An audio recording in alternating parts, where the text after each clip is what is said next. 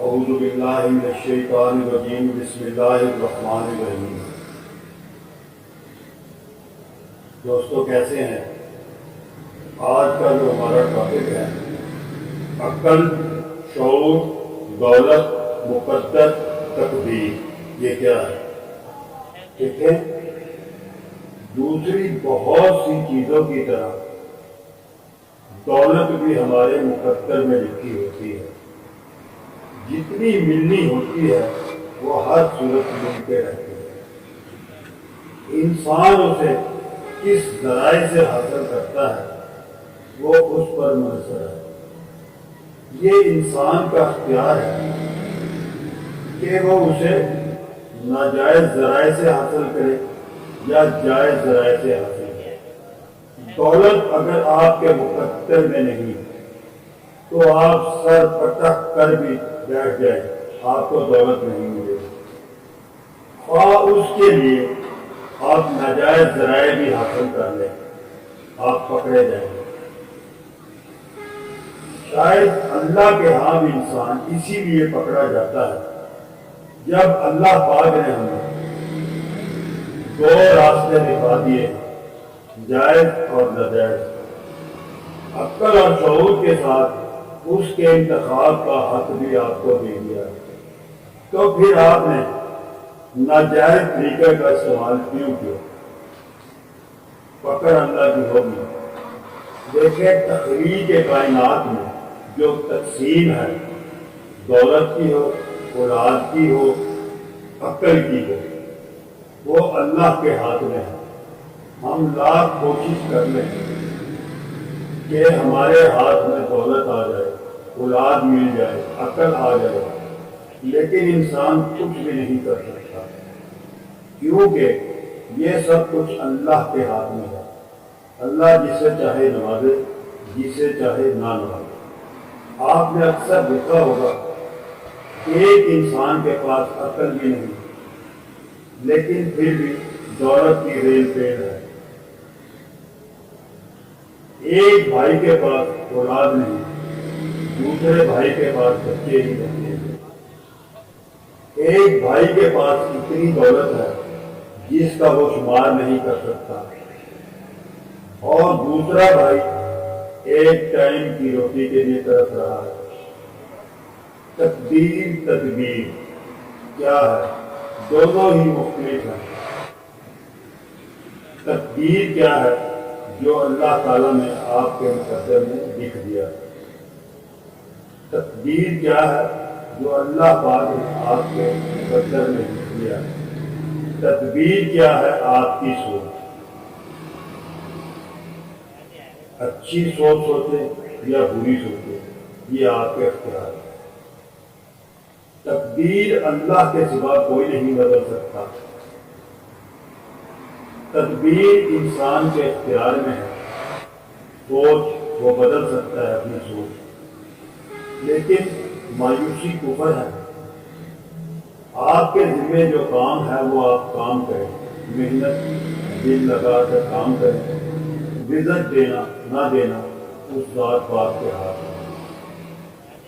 آپ نے اپنی محنت جاری رکھی ہے، کسی کی حق تلفی نہ کریں، کسی کے ساتھ دھوکہ فراڈ نہ کریں، کسی کا مال ضبط نہ کریں، کسی کا مال نہ کھائیں۔ جو اللہ پاک نے آپ کو دیا ہے اس پر صبر اور شکر کریں۔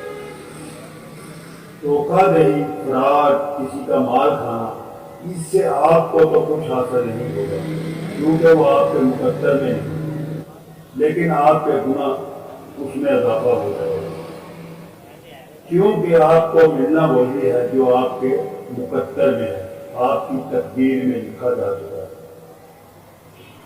جیسا کہ حضرت علی رضی اللہ تعالیٰ عنہ کا ایک واقعہ ہے، آپ گھوڑے پر سوار تھے، نماز کا وقت ہو گیا، آپ نے سوچا میں قریبی مسجد میں نماز ادا کروں۔ آپ نے گھوڑا باہر کھڑا کیا اور وہاں پر جو ایک آدمی تھا اس کے ذمہ لگا دیا کہ تم میرے گھوڑے کا خیال رکھ۔ آپ نماز کے لیے چلے گئے، جب واپس آئے نہ وہ آدمی تھا نہ گھوڑا، آپ نے سوچا شاید کسی کام سے گیا ہوگا، تھوڑی دیر انتظار کیا، آخر آپ بازار کی طرف چل پڑے۔ جب بازار میں جاتے ہیں تو کیا دیکھتے ہیں کہ آپ کا گھوڑا وہاں پر شاپ پہ کسی پہ موجود ہے، دکان پہ کسی پہ موجود ہے۔ آپ نے اس دکاندار سے پوچھا کہ بھئی یہ گھوڑا تو میرا ہے، آپ کے پاس ہے؟ تو اس نے کہا یہ گھوڑا میں نے 10 درہم میں خریدا ہے، اگر آپ اسے لینا چاہتے ہیں مجھے 12 درہم دیں، میں گھوڑا آپ کے حوالے کر دوں۔ تو حضرت علی رضی اللہ تعالیٰ عنہ نے 12 درہم اس کو دیے اور گھوڑا اپنا واپس لے لیا۔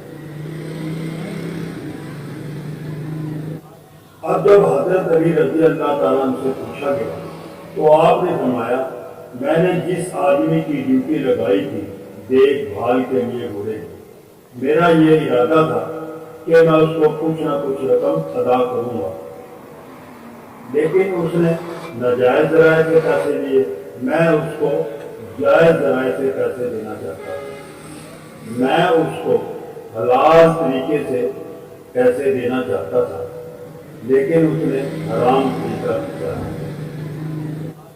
تو ہمیں کوشش کرنی چاہیے حق حلال جو ہمارے نصیب میں ہے اس پر ہی صبر کرنا چاہیے۔ کسی بزرگ کا قول ہے کہ میں نے عقل والوں کو بیوقوفوں کے قدموں میں جھکے ہوئے دیکھا ہے۔ تو اس سے یہ بات ثابت ہوئی کہ عقل کا دولت کے ساتھ کوئی تعلق ہے، نہ ہی عقل کا اولاد کے ساتھ تعلق ہے، یہ خالص اللہ کی دین ہے جس کو وہ نوازے۔ لیکن اس چکر میں اپنے کام اس کو مت چھوڑے، ذہن میں یہ بات مت رکھیں میرے تو مقدر میں دولت نہیں، میرے تو مقدر میں اولاد نہیں، تو پھر میں کس لیے محنت کروں۔ لیکن تقدیر اللہ کسی وقت بھی بدل سکتا ہے۔ آپ دعا کر سکتے ہیں اللہ تعالیٰ سے،